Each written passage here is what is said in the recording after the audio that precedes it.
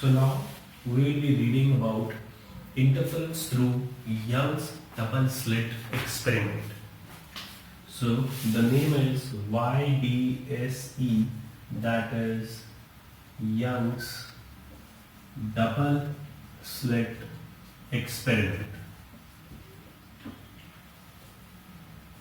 Suppose you have a source S. It is a monochromatic source having some wavelength lambda and emitting a light of some defined frequency.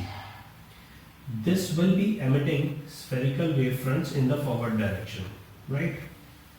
Now we put a screen in front of this source and we make two holes, that is slits S1 and slits S2, which are exactly at equal distances from the main source principal line. This is d by 2 and this is d by 2. So total distance between the two slits is d, small d. Now suppose we have a screen here.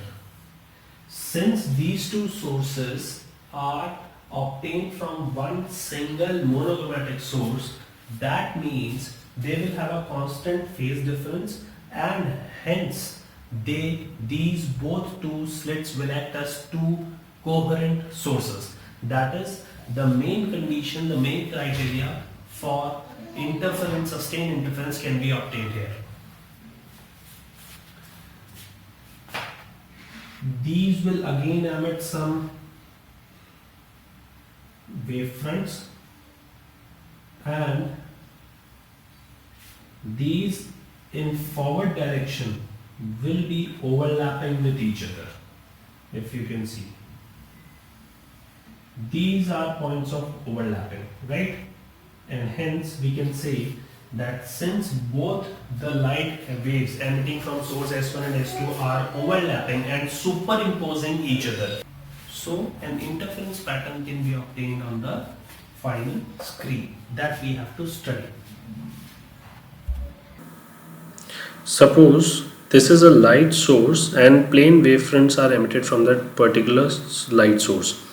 Now if we introduce one slit in between it, see, after introducing one slit, the wavefronts, since this slit will act as a point source because it is acting as a barrier for any other path, only the light from this path will be allowed to move in, and this is a spherical wavefront emitted from one source. Now if we introduce the other source, that is other slit also of the same width we are introducing, and the separation between them, let us suppose, is 1500 nanometers, and we can decrease that separation also.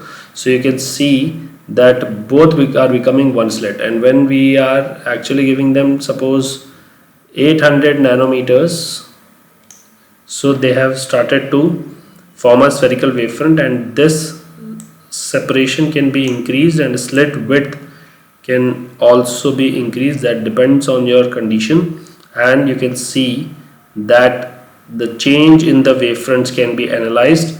Now the wavefronts are becoming of greater radius, and now they are of smaller radius. You can see the impact. Is it okay? So now the superposition can be easily seen, and the generation of two coherent sources can also be seen from one single source of light, and hence these both are of same frequency, same amplitude, vibrating in same with a constant phase difference, and they are of same color, that is same wavelength, so they are monochromatic also. So these are the generation of two coherent sources procedure from one single source of light. Here you can observe that if one source emits a light of some frequency, let us suppose the frequency is in Fermi seconds, that is on the order of 10 to the minus 15 seconds. You can see that one source is emitting light in the spherical wavefronts and moving in forward direction. Now if another source, that is we are now keeping these as S1 and S2, and if we start both of them at a particular instant of, let us suppose we have stopped them. Now we start both of them, and the separation between the two slits is approximately 500 nanometers. I can say 800 nanometers is the right measurement. Then you can see that these fringes, these wavefronts start to superimpose with each other at these points, and a pattern of bright and dark, bright alternatively is being started to be formed. And you can see that the particular regions of electric field is also being formed here. And if we instantaneously increase the separation between the two slits, as you can observe, the two slits has been moved to a distance of, let us suppose, 3000 nanometers from 800 nanometers, and again being started simultaneously. These are monochromatic two slits obtained from one single slit. So we can see here that alternatively bright dark fringes in the same region, more bright dark regions, more bright dark fringes is obtained, and the pattern is a hyperbolic curve in nature, if you can see here. And again, if we will separate them more further and the screen distance is increased to a very larger distance, then these pattern will appear to be a straight line, and this is the screen that we are seeing here, that appears to be the pattern of central bright is central, the fringe is bright fringe, and then dark, then bright, then dark, then bright, and you can see the observation. I hope this is clear to you, and these formations can easily be elaborative in understanding your concept of interference. So this is the concept of interference, that is for bright constructive and dark, that is destructive fringes, or the interference pattern obtained on the screen. And you can see the intensities are almost same for each bright and dark regions, if you can see. Is it okay? So I hope this is very much helpful in understanding of your concept of interference and Young's double slit experiment, that is for wave interference. So now we'll be talking about Young's double slit experiment and the expressions. So this was the source that we were talking about, and this was the two slits that we have made in front from the source, in front of the source, and this is the screen on which we are obtaining the pattern, interference pattern. This is S2, this is slit 1. They both have the distance between them as small d. This is the central line. This will be the central point of interference pattern. Let us suppose at point P we need to know that what is the exact condition of interference, that is which type of interference would take place, constructive, that is bright fringe, or destructive, that is dark pattern or fringe will be formed at point P. To understand this concept, the distance between the two slits is small d, and the distance of the slit from the screen of interference is considered to be capital D. Now listen to it very carefully. Let us suppose that this P point is actually at a distance of y from the central line, right? Now, if you can see, let us suppose we have this triangle S2PM and this triangle S1PM. So this is capital D, this is capital D. This is y and this is d by 2, because this is exactly at the central line. So this is d, then this becomes d by 2. So this portion is d by 2. So this will be y minus d by 2. And again this portion is d by 2. So when you are talking it from T point, this will be y plus d by 2. Correct? Now, from triangle S1PN, by applying Pythagoras theorem, you need to keep on noting it down because it's a very long derivation and we have to rub the system again and again. So by applying Pythagoras in this triangle S1Pn, we can say S1P ka whole square will be equals to S1N square ka whole square plus Pn whole square.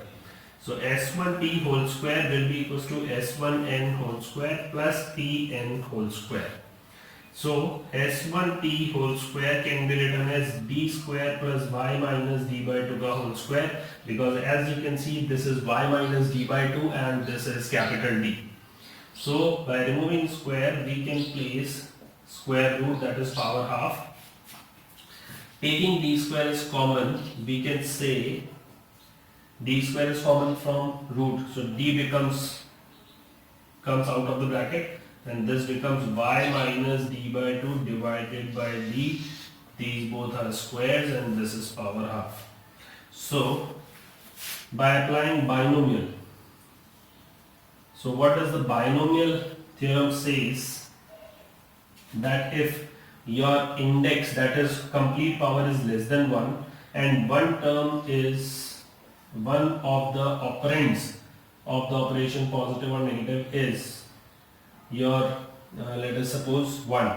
So this can be written as 1 plus minus nx.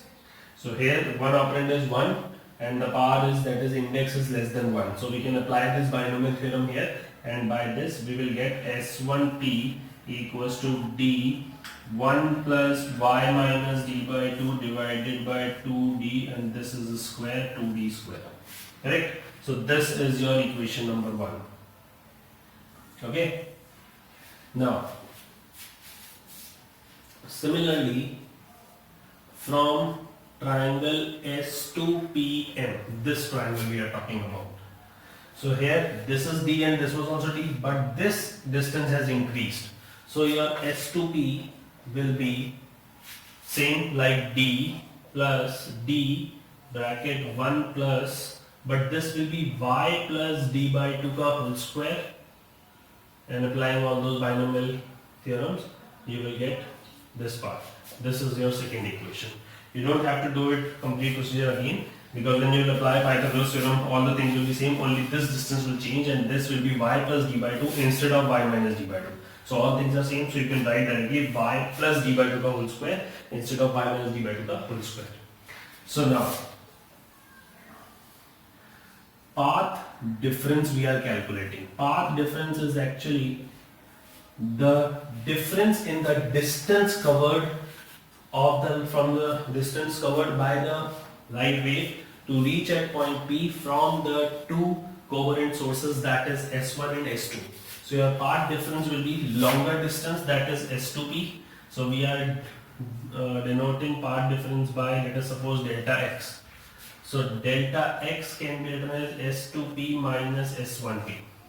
So if you can note out something, actually this is a very small criteria. I am showing you the complete expanding view. So if you can see that we can write somewhat being a perpendicular on this part, let us suppose this is Q and this is D, this is 90, and let us suppose this is theta. So since theta expansion would be very small, if this is the actual theta and this is again theta, so we can write that sine theta can nearly be equals to theta, which can nearly be again be tan theta for very small angle, right? So if we are trying for sine theta from triangle S1 S2Q, so this will be your path difference, that is delta x. So your path difference can be written as sine theta from triangle S1 S2Q. So your sine theta can be written as perpendicular, that is delta x, divided by hypotenuse, that is d. So your hypotenuse, that is your path difference becomes d sine theta.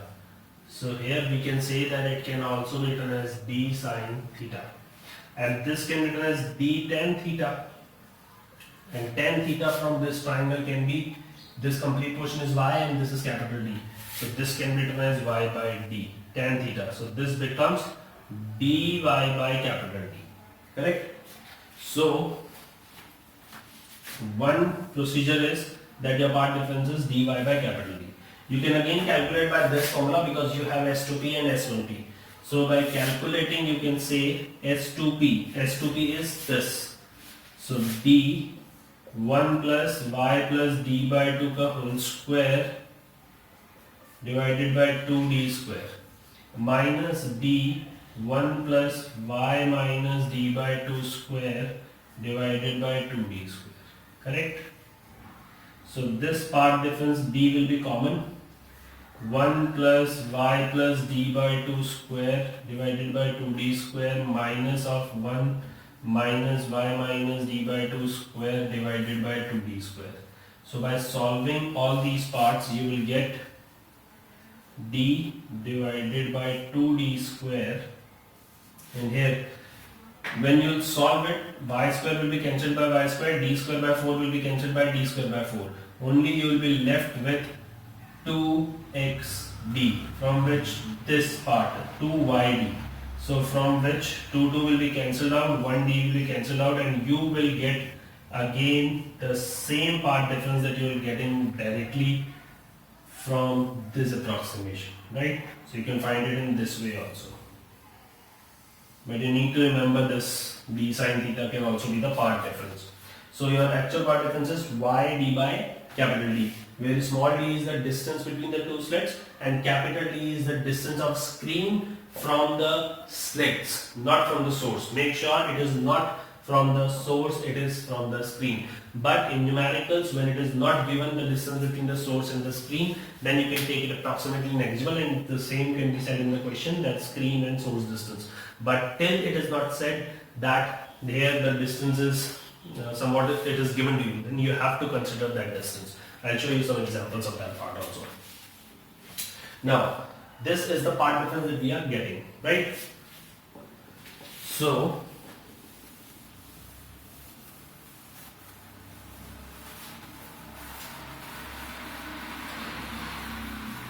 now what we can do is, we are considering first case for constructive or bright region, that is constructive interference.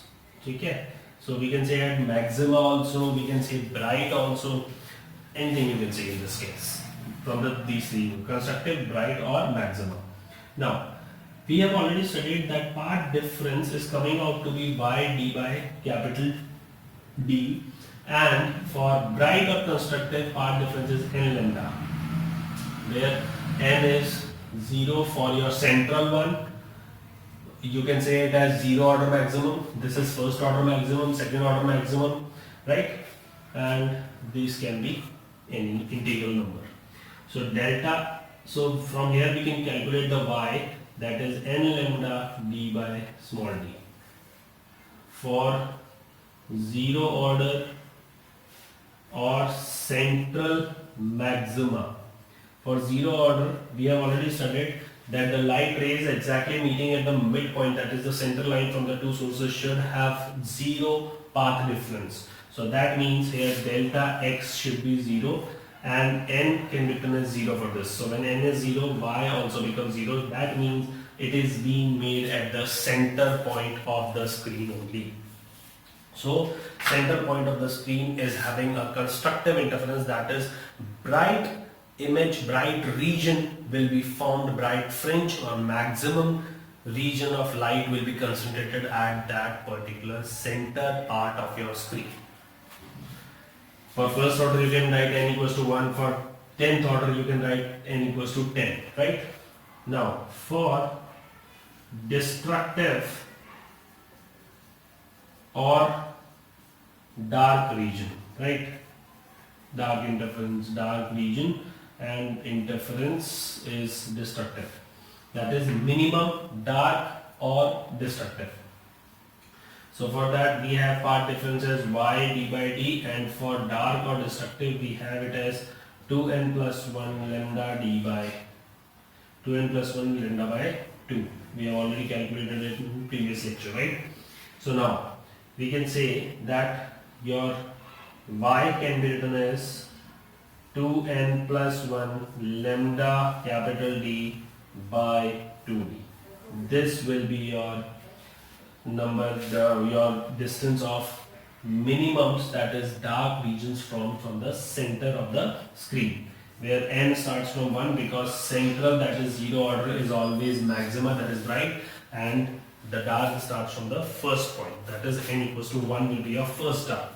So first order dark or minima will be formed at n equals to 1, and that will be at a distance of y equals to n equals to 1, so 2 into 1 plus 1 becomes 3, so 3 lambda d by 2d.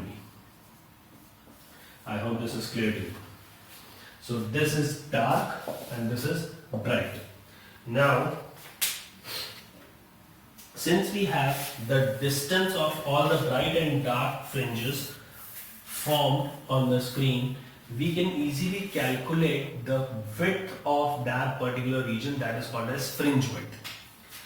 So we are talking about fringe width. Now, what do you mean exactly by fringe width is, suppose this pattern, this is central bright, right?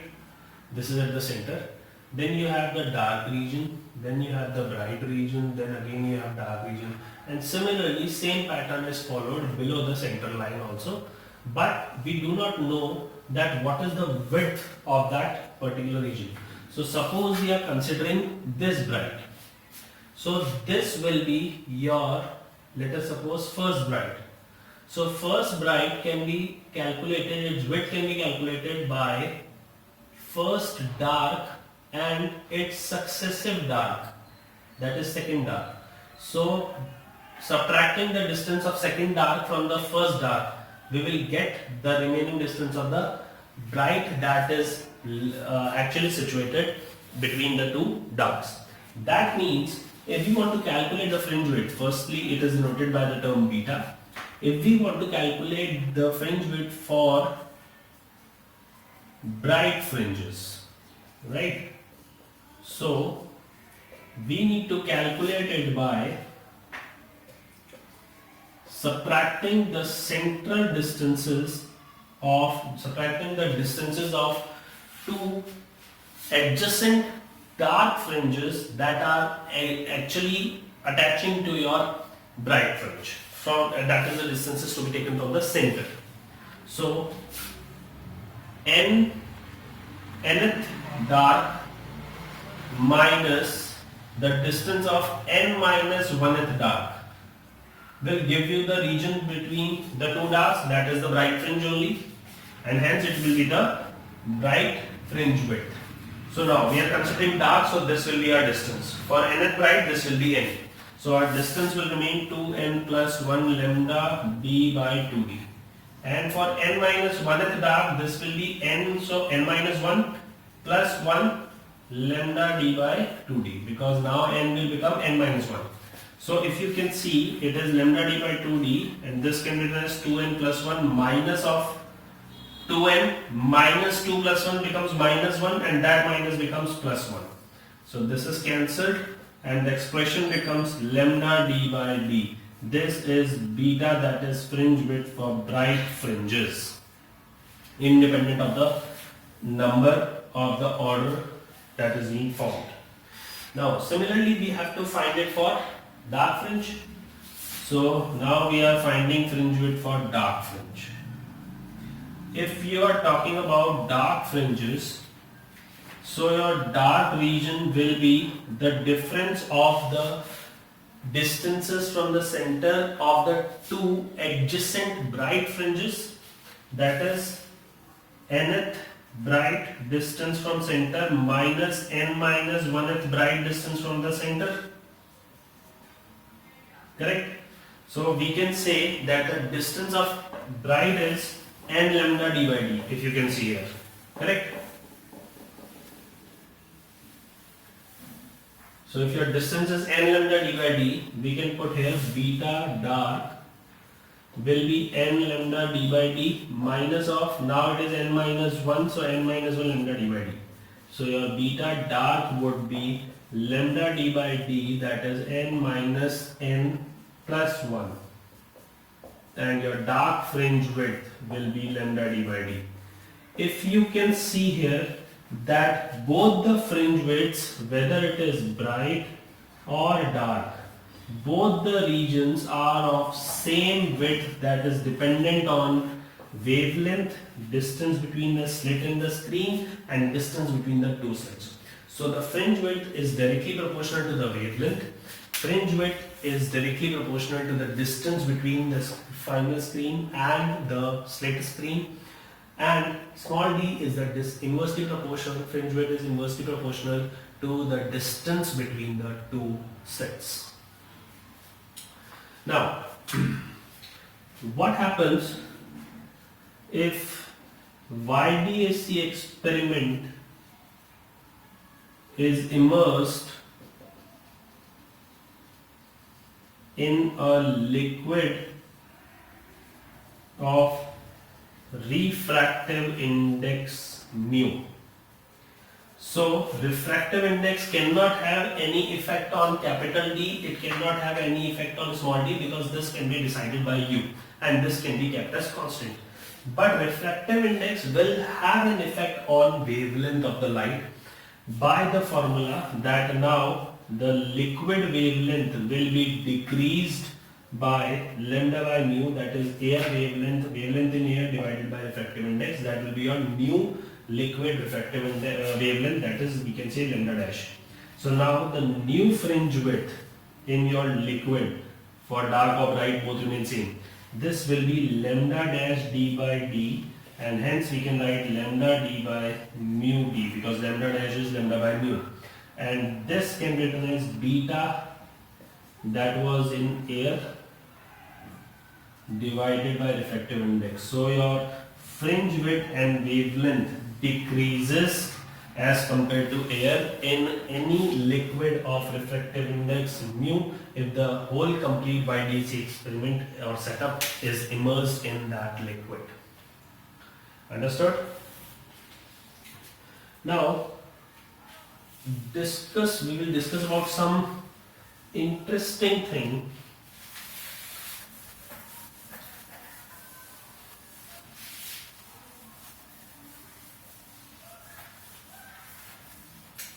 Now see to it.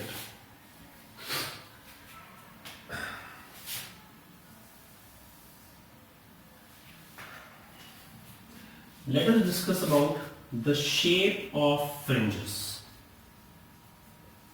See, your path difference was S2p minus S1p, which was d sine theta, correct? So if you can see, your maximum, that is, if you want to find out the number of fringes, that is bright fringes formed on one side, right?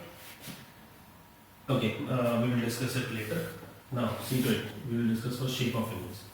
So this path difference will always be a constant term whenever you will get sine theta, and for a particular region of space you will have sine theta as constant only, correct?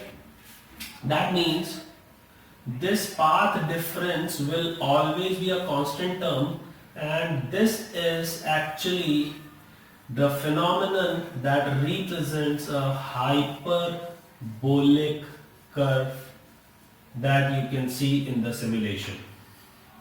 So the shape of the fringes will be somewhat hyperbolic when we are dealing with the screen pattern, right? But if you increase the distance of the screen for a very large distance, right, from the slits, the fringes appear to be straight line, and the fringe width always remains the same. Here also the fringe width remains the same, but it is only when you increase the screen distance very larger as compared to your slit distance, then the fringes will appear as straight line. Otherwise they will always be somewhat hyperbolic in nature. Understood? Let us suppose you want to find out from this central line to the top of this how many number of fringes that has been formed, how many number of bright fringes has been formed. So let us suppose n number of bright fringes will be formed on the top side from the center line. N number of bright fringes. We are talking about only one side. So path difference is d sine theta, and for maximum, that is bright, sine theta will be 1. That is delta x max, that is maximum path difference, can be equal to d. And if n fringes of lambda wavelength can be found, then n can be written as d by lambda. So total number of bright fringes will be n at the top, n at the bottom, right? So 2n, n plus n becomes 2n, and plus 1 central fringe is also a bright fringe. So n top, n bottom, and 1 is central bright. So total number of bright fringes will be 2n plus 1, which can be written as 2d by lambda plus 1. So you can calculate how many bright fringes we can obtain. And similarly, if we want to go for dark fringes also, then the sine theta would have been minus. So the region, actually the difference would be same, because we don't calculate the numbers in negative parts, only magnitude will be calculated for dark. And obviously the dark fringes will be somewhat 1 less than the bright fringes, because central is bright. Okay, note it down.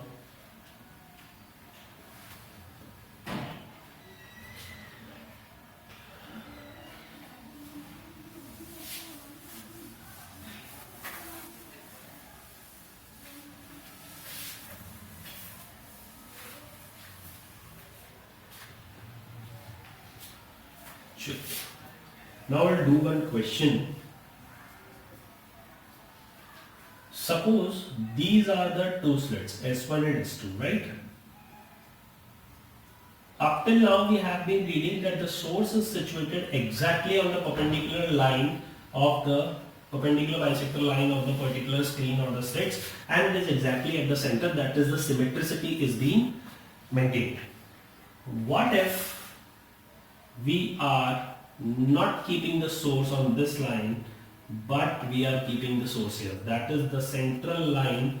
From the central line, perpendicular bisector line of the screen or the slit, we have displaced the source somewhat here, correct? Let us suppose this is at a distance small d, and this small d distance is maintained, right? What will be the position? Let us suppose this is y. What will be this distance y, or what will be the distance of the new zero order maximum when the source has been displaced from the center line to this point? So that means zero order maximum becomes a central bright fringe. That means we need to calculate the shift in the central bright fringe. So now see to it. One light source will go like this, and one will be like this, and from here it will go like this, correct? So the distance covered by the light wave from source to S1 and then P will be the path of S1P, and the total distance covered will be, this is D, this is D, so this becomes root 2D. So total distance will be root 2D plus S1P, this distance. And the distance covered from source of light, by the light wave from source S2 slit S2 and then to P will be D plus S2P. Correct? So if you can see, we can say it as S1P, and this is S2P. So the path difference will be the longer distance covered, and the longer distance might be root 2D plus S1P. So S1P minus of S2P.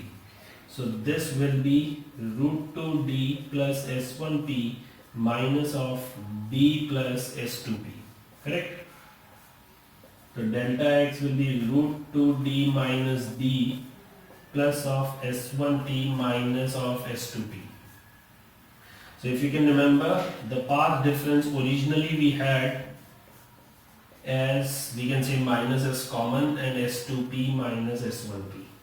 So this was S2P minus S1P was calculated by us as d sine theta, which can also be written as dy by capital D, as termed as d tan theta, as I have explained earlier.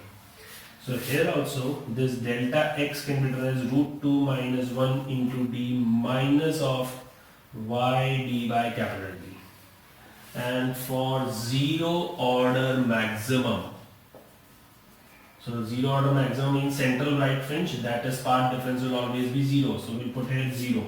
So 0 becomes root 2 minus 1 into d minus of y d by d. This means root 2 minus 1 into d equals to y d by d.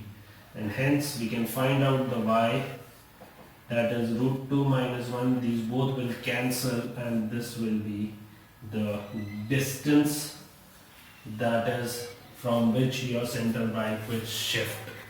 Correct? And since it is positive, so it will shift towards the upper side, because we have already taken that this distance is longer as compared to this particular distance. And it is but obvious, if we are shifting it downward, then the light covers that more distance from S to S1 as compared to SS2.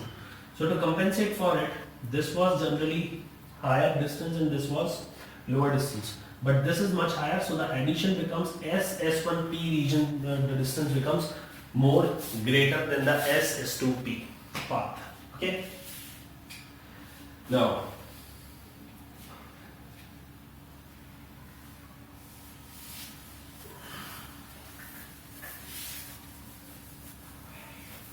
what if we will be introducing a transparent sheet of some thickness of some refractive index in one of the path of one of the light waves from one of the slits? What we are doing is,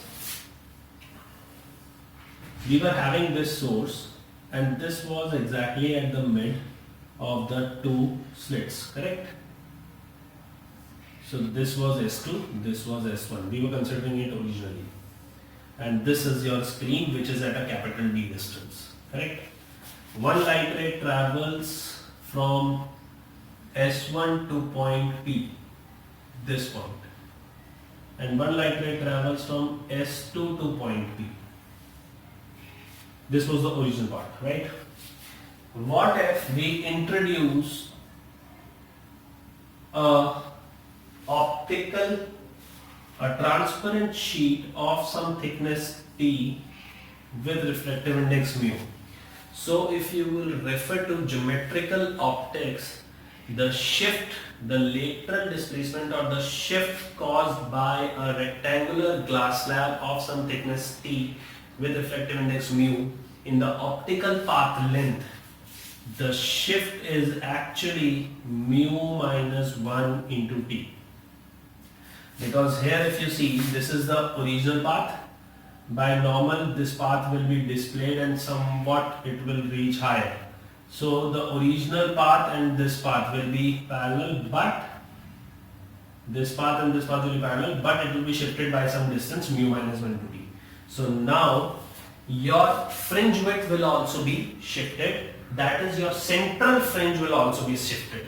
So this topic is displacement of fringes. Now, if the shift is mu minus 1 into C into T, so the total optical path covered in S1P path will be S1P, this path is to be covered, plus mu minus 1 into T. So your path difference will be S2P minus S1P, that is S2P minus and this S1P path, right? So this will be S1P plus mu minus 1 into T. And hence it can be S2P minus S1P minus of mu minus 1 into T. And if you can remember, S2P minus S1P was d sine theta, which can be written as y d by capital D. So here your delta x will be placed at this part, that is y d by capital D minus of mu minus 1 into t. And here also, if you can see here that this is your basically the path difference that is being calculated here. So the new position, that is we are calculating the nth bright fringe, right? So for nth order bright fringe where it will be formed, so for nth order bright fringe your delta x is n lambda, so we'll write n lambda equals to y d by d minus of mu minus 1 into t. So hence it will be n lambda d, and this will be shifted here, mu minus 1 into t into d equals to y d, and hence your y for nth order, this y is of nth order now, this becomes n lambda d by d plus mu minus 1 into t d by small d. This is your new position of nth order bright fringe from your central line. Okay, new position of your same nth order bright fringe. If sheet was not introduced, जब sheet introduce नहीं की थी तो nth order bright fringe कहाँ बन रही थी? n lambda d by d पे, ये तो हम पहले ही कैलकुलेट कर चुके हैं.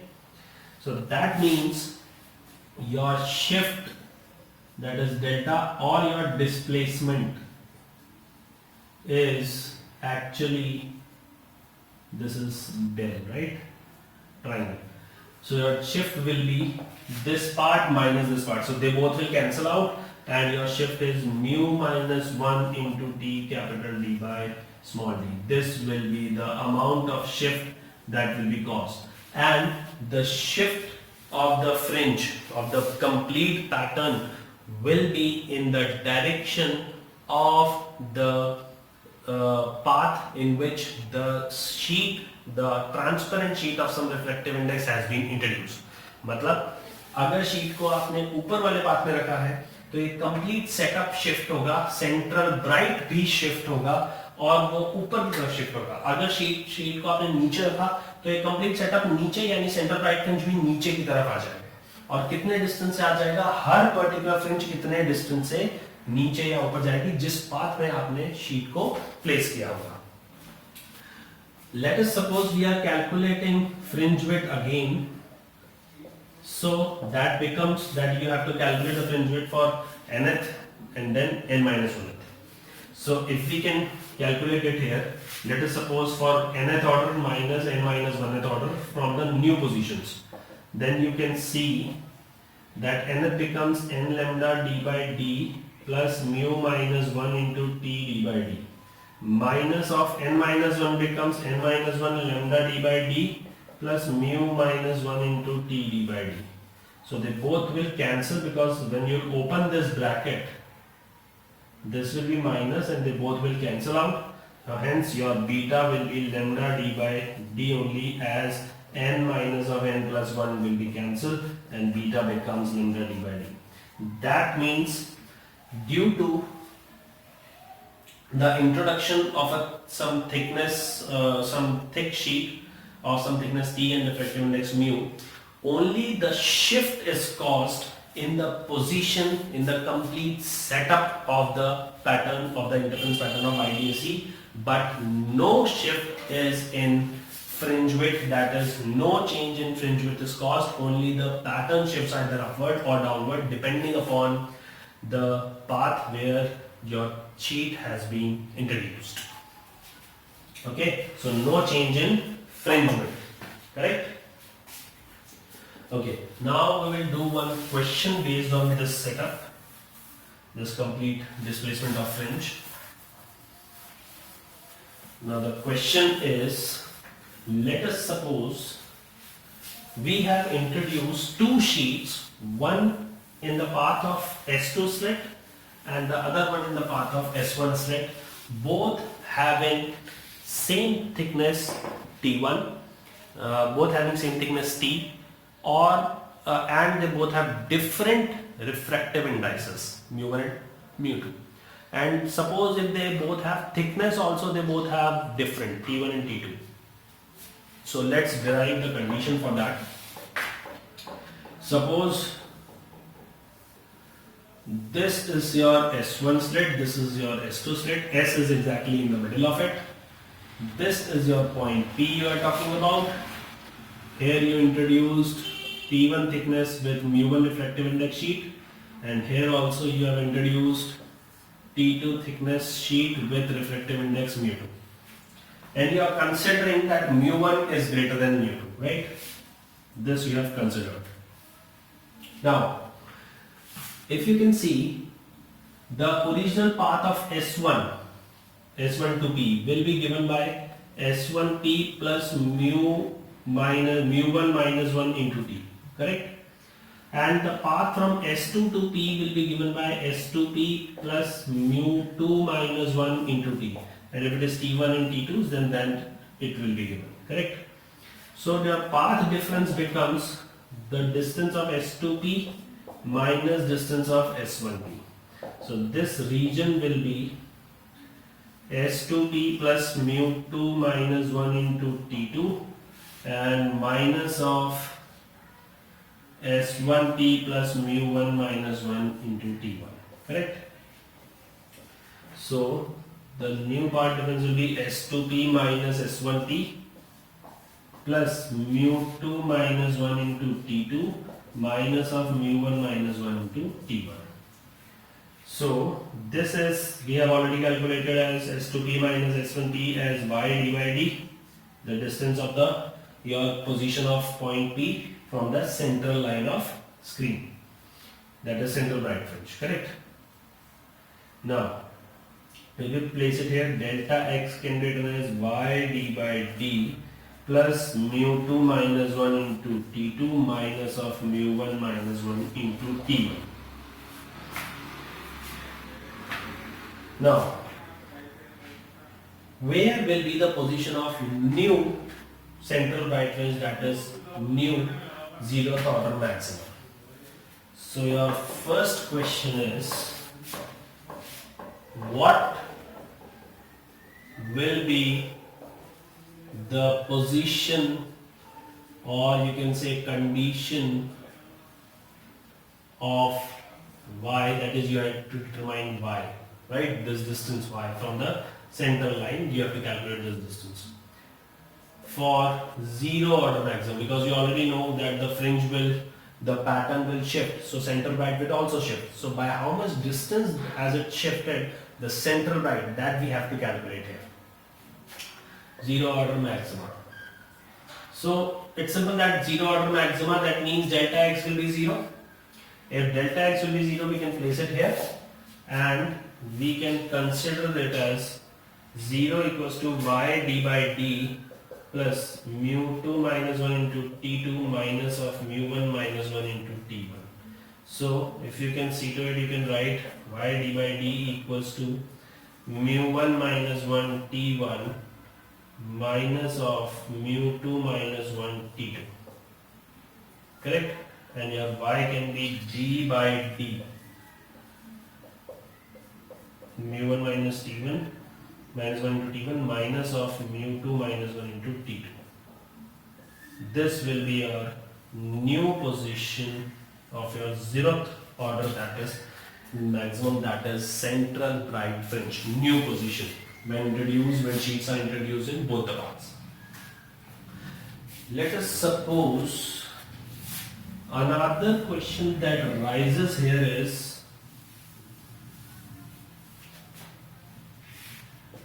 what will be the condition for getting zero order maximum, that is your central bright fringe, at the same central line of screen? मतलब ये है कि आपको दोबारा ये शिफ्ट होने के बाद आपको एक ऐसी कंडीशन चाहिए कि दोबारा आपकी सेंटर ब्राइट फ्रिंज वापस से इसी पर्टिकुलर परपेंडिकुलर लाइन बाइसेक्टर पे ही बने। तो सिंपल सी बात है, अगर आप ये करना चाहते हैं कि यहीं बने, तो इसका मतलब ये पूरी स्क्रीन का जो ये नया आपका डिस्टेंस आया था 0 हो जाना चाहिए. That means your y should also be 0 for this.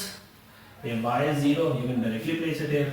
That means mu1 minus 1 into t1 will be equals to mu2 minus 1 into t2.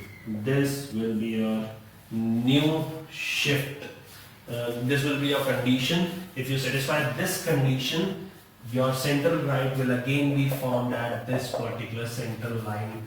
That is the line of source, central line of source. I hope you understand.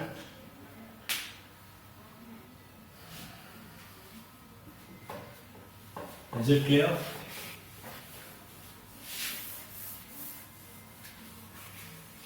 Okay.